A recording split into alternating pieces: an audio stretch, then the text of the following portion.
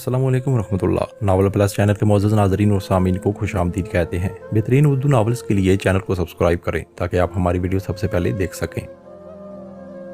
उन दिनों तुम्हें सदा हो चुकी थी और चूंकि मैंने सुल्तानी गवाह बनकर तुम्हारे खिलाफ गवाही दी थी, इसलिए हाशिम मुझसे सख्त नाराज था। बहुत दिनों बाद जब उसे मालूम हुआ कि पुलिस ने मुझ पर कैसे कैसे जुल्म के पहाड़ तोड़े थे तो मुझसे हमदर्दी हो गई। बहुत दिनों बाद जब उसे मालूम हुआ कि पुलिस ने मुझ पर कैसे कैसे जुल्म के पहाड़ तोड़े थे, मुझसे हमदर्दी हो गई और वो कभी कभी मेरी खैरियत पूछने आ जाता। उन्हीं दिनों मैंने उसे बता दिया था कि मेरे पास कुछ कीमती जेवरात हैं जो मैं बादल के वापस आने के बाद उसे दे दूंगी, और मैंने उससे वादा लिया कि वो ये बात किसी को नहीं बताए। फिर क्या हुआ? हुस्ना बोलते बोलते गई तो मैंने बेसब्री से सवाल किया।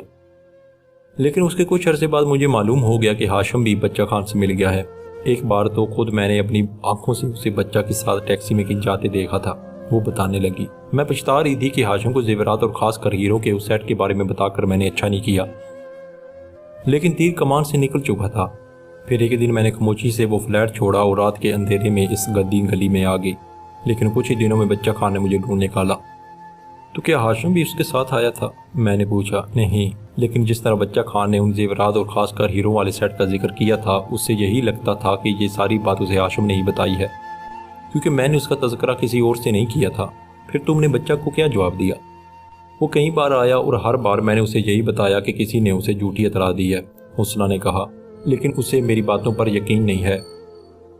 थोड़े दिन पहले उसने मुझे ये पेशकश की कि मैं मक्किया ज़ेवरात रख लूँ मगर हीरो का सेट उसे दे दूँ, नहीं तो वो मुझे ज़िंदा नहीं छोड़ेगा। मगर मेरी समझ में नहीं आता कि उसे किसने ये बताया कि तुम मेरी साथी थी और मेरे लिए काम करती थी। मैंने पूछा। तुम्हारे कई आदमी अब उसके लिए काम कर रहे हैं, हुस्ना बोली। शायद उनमें से किसी ने मेरे बारे में बताया हो। पहले तो वो चाहता था कि मैं उसके लिए काम करूं, लेकिन मेरी बीमारों जैसी हालत देखकर उसने मुझ पर दबाव नहीं डाला। लेकिन अब वो मुझे कत्ल की धमकियां दे रहा है। जेवरात की इसकी बात सुनकर मैं गहरी सोच में डूब गया। पहली बात तो ये थी कि मुझे यकीन ही नहीं आया था कि हाशिम, जिसने शुरू से लेकर अब तक मेरा साथ निभाया था, वो बच्चा खान से कैसे हाथ मिला सकता है। लेकिन हुस्ना का कहना था कि जेवरात और खासकर हीरो वाले सेट के बारे में उसने सिर्फ हाशिम को ही बताया था, वो भी मेरा बाएतमाद साथी समझकर। और अब बच्चा वो जेवरात उससे मांग रहा था। ये मामला ऐसा उलझ गया था कि मेरी समझ में नहीं आया था कि हाशिम को गलत समझूं या हुस्ना को।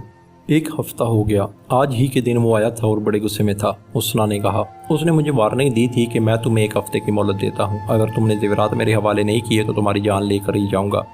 ये आखिरी मोहलत है जो मैं तुम्हें दे रहा हूँ। आखिरी मोहलत? मैं चौंक पड़ा। अगर ये बात है तो एक हफ्ता आज हो चुका। क्या जवाब दिया तुमने उसे? अभी 1 घंटे बाद वो आने वाला है, हुस्ना ने अलमारी के ऊपर रखे हुए टाइम पीस की तरफ देखकर कहा। वो हमेशा रात 11:30 बजे के बाद आता है। आज अपने आखिरी जवाब में भी उससे यही कहूँगी कि मेरे पास कोई जेवर नहीं है। मैंने घड़ी में वक्त देखा, 11 बजने में अभी 5 मिनट बाकी थे। आधे घंटे के बाद मेरा दुश्मन बच्चा यहाँ आने वाला था। ये सुनते ही मेरी रगों में खून की गर्दिश तेज़ होगी। बच्चा के बारे में जेल के अंदर भी मुझे खबरें मिलती रहती थी। मेरे ना होने से पूरे शहर में उसकी दाग बैठ गई थी और लोग तकरीबन मुझे भूल गए थे। मुझे अपना खोया हुआ इक़्तिदार हासिल करने के लिए आज नहीं तो कल बच्चा से निपटना था, क्योंकि एक मियान में 2 तलवारें नहीं रह सकती थी। हम दोनों में से किसी एक को हर सूरत जाना होगा। आज किस्मत ने मेरे लिए एक नादर मौका फराहम कर दिया था और बच्चा को फरिश्ता अजल ने उठाकर मेरे कदमों में डाल दिया था। मैं सोच रहा था कि हुस्ना एक कमज़ोर और बेबस सी औरत है, भाग कर कहाँ जाएगी, इसलिए उससे और गद्दार हाशिम से मैं बाद में निपट लूँगा। पहले बच्चा से निपट लेना चाहिए। मेरे हाथों की उंगलियां जेब में पड़े हुए चाकू को सहला रही थीं कि हुस्ना की आवाज़ ने मुझे चुंगा दिया। बच्चा कुछ देर में ही यहाँ पहुँचने वाला है बादल, इसलिए बेहतर है कि तुम यहाँ से फ़ौरन चले जाओ। उसके लहजे में थरथराहट थी और वो सहमी हुई हिरनी दिखाई देती थी। देखो, मैं नहीं चाहती कि मेरे घर में कोई खून खराबा हो। ऐसा कुछ नहीं होगा जो तुम इस कदर हरासा हो रही हो। मैंने सरगोशी की अंदाज में उसे तसल्ली दी। मैं यहीं रहूँगा क्योंकि मुझे यकीन है कि तुम जेवरात की एक मन घड़त कहानी सुना रही हो और बच्चा का नाम लेकर डरा रही हो, ताकि मैं तुमसे बदला लिए बगैर यहाँ से भाग जाऊँ। बादल, मैं सच कह रही हूँ, हुस्ना ने दोनों हाथ फैलाकर इल्तिजाइया लहजे में कहा। बच्चा सचमुच आने वाला है। वो यहाँ से जेवरात ले जाएगा या फिर मेरी जान। तब तो मेरा यहाँ रहना और भी ज़रूरी है। मैंने तंज़िया अंदाज में हंस कर कहा। तुम्हारी मदद के लिए। मगर जब तुम्हें मेरी बात पर यकीन ही नहीं है तो अपनी जान खतरे में क्यों डाल रही हो मेरे लिए? हुस्ना यकायक बफर गई। क्या जान इतनी अर्ज़ां होती है? मुझे अपनी जान की इसलिए परवाह नहीं कि वो हर वक्त खतरे में रहती है। मैंने मुस्कुराते हुए जवाब दिया। तुम मेरी जान की परवाह मत करो। अब मुझे ये बताओ कि अगर तुम्हें मुझसे मोहब्बत थी और तुमने सचमुच कीमती ज़ेवरात अपनी जान की तरह संभाल कर रखे हुए थे, तो इन 3 बरसों में तुम मुझे जेल में मिलने क्यों नहीं आई? मुझे कम से कम एक खत तो लिख सकती थी। मैं जानती थी कि मुझे तुमसे मिलकर कोई फ़ायदा नहीं होगा, और ना मेरे खत तुम्हें यह यकीन दिला सकते हैं कि मैंने अपनी मर्ज़ी से तुम्हारे खिलाफ गवाही नहीं दी थी। इसलिए मैंने ऐसा नहीं किया था, बल्कि चुपचाप तुम्हारी वापसी का इंतज़ार करती रही थी। इतना कहकर वो यक लख्त चुप हो गई। मैं सोचने लगा कि शायद वो सच कह रही है। जेल में उसका खत पढ़कर क्या मैं यकीन कर सकता था कि वो मासूम और बेकसूर है? नहीं, हरगिज़ नहीं। यकायक बाहर अंधेरी गली के सन्नाटे में किसी के कदमों की आहट सुनाई दी। मैं एकदम उछल कर खड़ा हो गया और मेरे दोनों हाथों की मुठ्ठियां सख्ती से बिंच गईं। मैंने हुस्ना की तरफ देखा। उसके खौफ से जर्द पड़े हुए चेहरे पर हवाइयाँ उड़ रही थीं। मैंने उंगली के इशारे से उसे समझाया कि मैं पार्टीशन के पीछे जा रहा हूँ। ठीक उस लम्हे दरवाजे पर एक हल्की सी दस्तक हुई और मैं दबे पाँव पार्टीशन के पीछे सरक गया। दरवाजे पर दूसरी दस्तक पर हुस्ना खुद को संभालती हुई दरवाजे के पास जाकर रुकी। क्योंकि कौन है? उसकी आवाज़ हंस रही थी। मैं हूँ, बच्चा खान। मेरी समाज से एक मर्दाना आवाज़ टकराई तो मुझे यकीन हो गया कि हुस्ना मुझे बच्चा का नाम लेकर डरा नहीं रही थी, बल्कि वो सच बोल रही थी। मैंने पहले दरवाज़ा खोलने की आवाज़ सुनी, फिर बच्चा की जूतों की आवाज़ ने मुझे ये बता दिया कि वो कमरे के अंदर आ चुका है। उस लम्हे दरवाज़ा अंदर से बंद होने की आवाज़ ने मुझे ये भी समझा दिया कि वो अकेला ही आया है, उसके साथ कोई नहीं है। मेरा ख्याल है तुमने अपनी जान बचाने के लिए मेरी पेशकश पर गौर किया होगा। बच्चा की आवाज़ मेरी समाज से टकराई। वो गालबन कुर्सी पर बैठ गया था जिस पर थोड़ी देर पहले मैं बैठा था। मैं तुम्हारी हक तलफी नहीं करूँगा। मुझे तुम सिर्फ हीरों का सेट दो और बाकी जेवरात तुम रख लो। मगर तुम मेरी बात का यकीन क्यों नहीं करते? हुस्ना ने सरासमीगी से कहा। मैंने तुमसे न जाना कितनी बार कहा है, ये सब झूठ है। मेरे पास बस बच्चा की गर्जदार आवाज़ सुनाई दी। तुम्हारी ये बकवास मैं कई दिनों से सुनता रहा हूँ।